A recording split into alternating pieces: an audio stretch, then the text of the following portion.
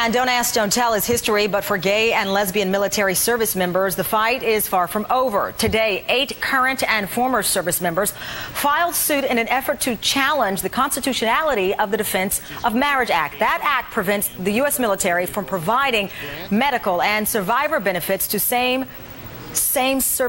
members of the service in same-sex marriages. Yes. My name is Shannon McLaughlin. We believe strongly that DOMA and laws like it ignore our families and treat us less than our married counterparts. They are an injustice. U.S. Navy Lieutenant Gary Ross is one of the service members who's named in the lawsuit. He's married his partner of 12 years last month as soon as Don't Ask, Don't Tell was repealed. Thank you so much, Lieutenant, for your time.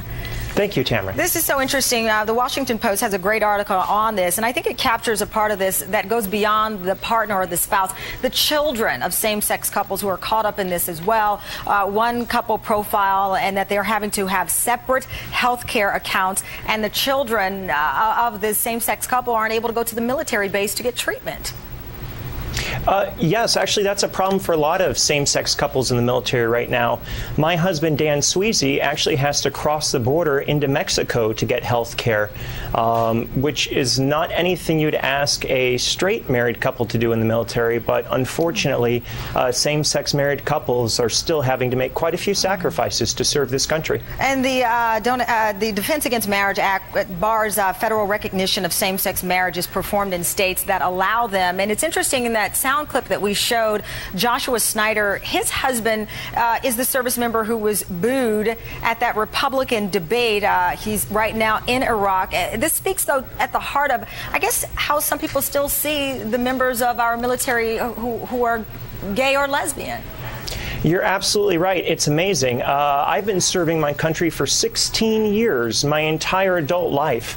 And while my service has always been appreciated and people thank me, especially when they see me in uniform, it's amazing how quickly they just want to dismiss you as soon as they find out you're married to someone of the same sex. And for you and those who filed this lawsuit as well, this is about equality. And it's interesting that starting next year, same-sex partners of federal employees will be able to get expanded health care coverage.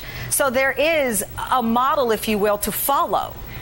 Absolutely, there is. The Department of State, my understanding, is that they're already making arrangements for their ambassadors and the staffs of the ambassadors that are stationed overseas. So there certainly is a model to follow. It's just a matter of how do we get there from here. Now, the Pentagon has released a reaction or a statement, and it says, in part, we will carefully evaluate the complaint and we will consult the Department of Justice. In the meantime, we will continue to follow the law. What is your reaction to that response? Absolutely, and that's what the military always does do. We take orders and we march forward and we follow the law. I don't think anyone in the military wants to deny same-sex couples the same benefits that opposite-sex couples get.